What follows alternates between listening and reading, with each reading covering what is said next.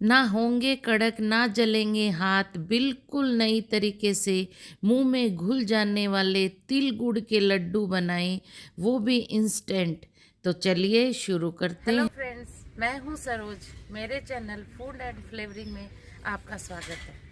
ये मैंने 500 gram of white colour वाले तिल लिए हैं। इन्हें छान कर फटक लिया है और अच्छी तरह से साफ़ कर लिया है। अब इन्हें हम ड्राई रोस्ट करेंगे।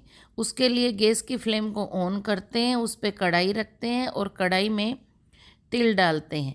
गैस की फ्लेम को मीडियम करके तिल को ड्राई रोस्ट करना है।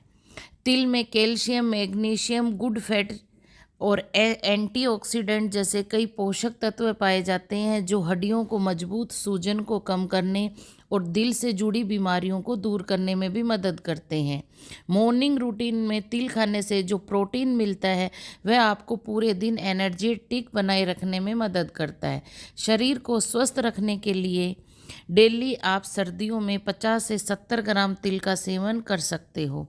तिल ड्राई रोस्ट हो गए, गैस की फ्लेम बंद कर देते हैं और तिल को एक थाली में निकाल देते हैं ताकि इनका कुकिंग प्रोसेस रुक जाए। ये मैंने 400 ग्राम गुड़ लिया है।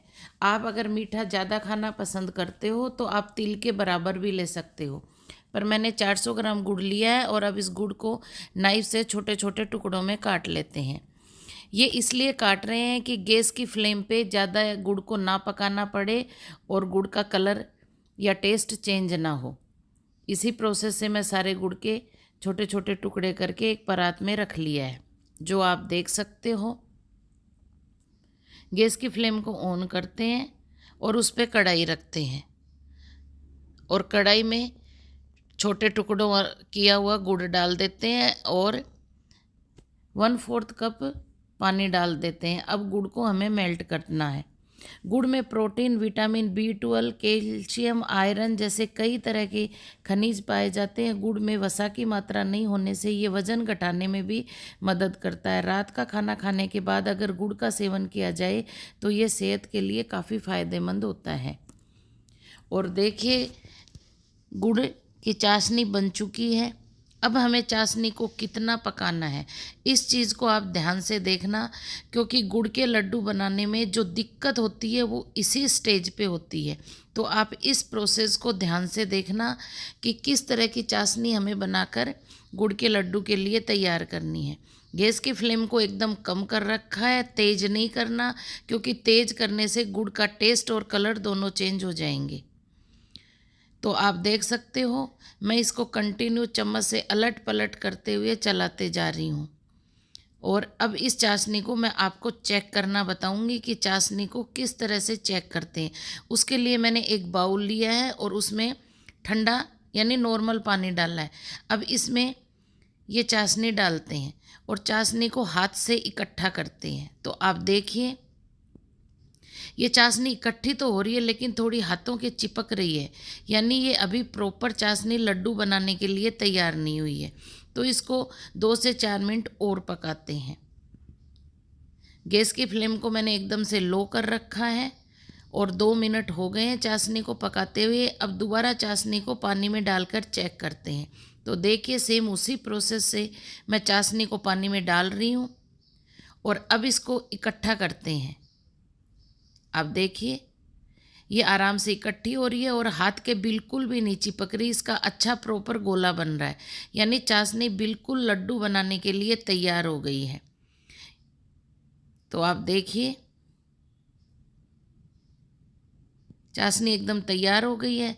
अब गैस की फ्लेम को बंद कर देते हैं और चाशनी को एक बार चम्मच से अलट पलट करके मिला देते हैं।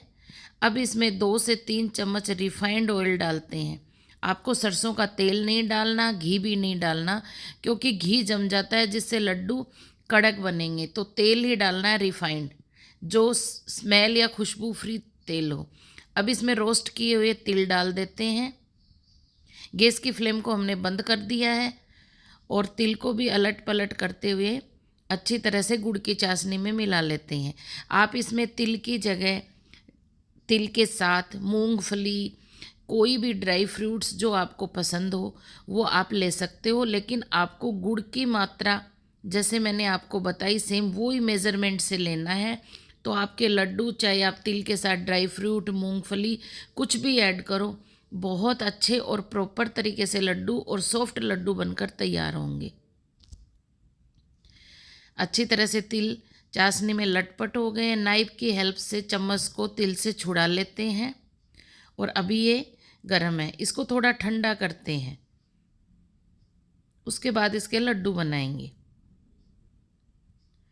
देखिए अब ये सिर्फ गुनगुना बचा है, क्योंकि ठंड बहुत पड़ रही है इसलिए इसको ठंडा होने में ज़्यादा टाइम नहीं लग रहा।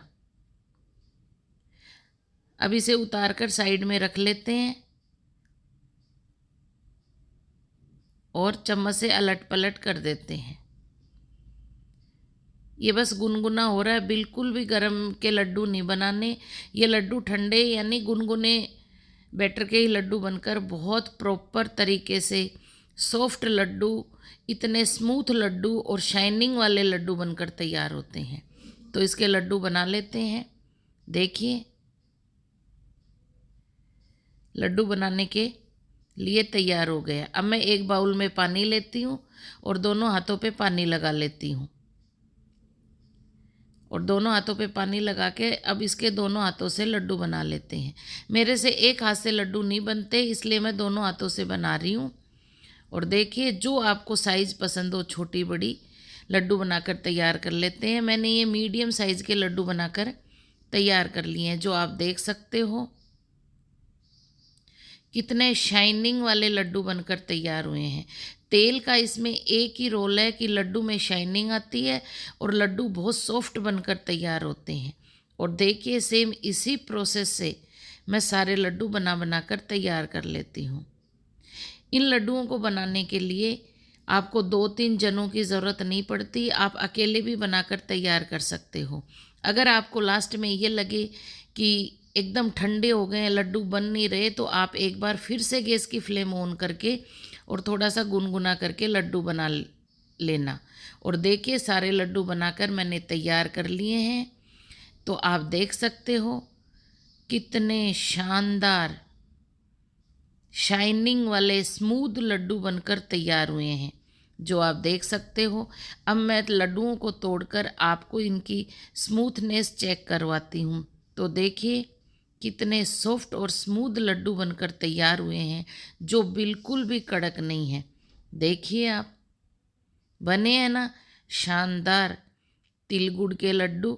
क्योंकि तिल गुड़ के लड्डू का नाम आते ही दिमाग में आता है कि बहुत कड़क बनेंगे। आप इस टेक्निक से बनाओगे तो बिल्कुल भी आपके लड्डू कड़क नहीं बनेंगे।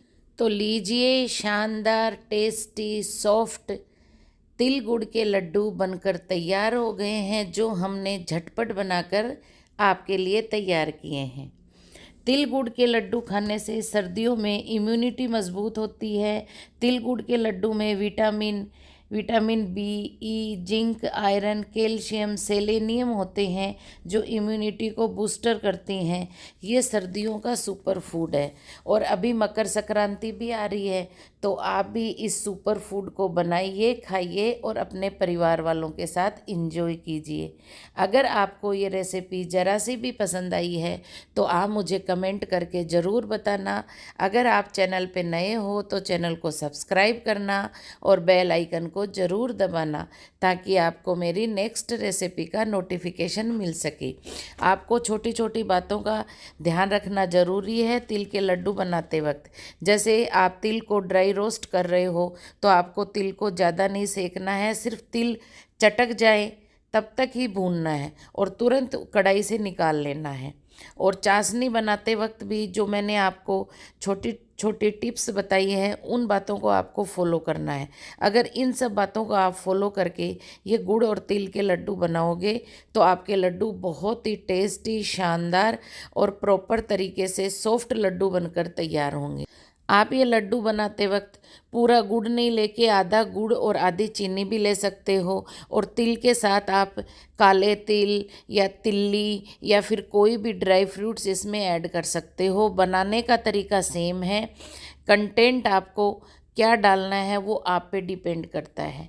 जैसे ड्राई फ्रूट वाले तिल गुड़ के लड्डू बनाने हैं या चीनी गुड़ के मिक्स तिल ड्राई फ्रूट लड्डू बनाने हैं, वो सब आपकी पसंद और चॉइस पे डिपेंड करते हैं।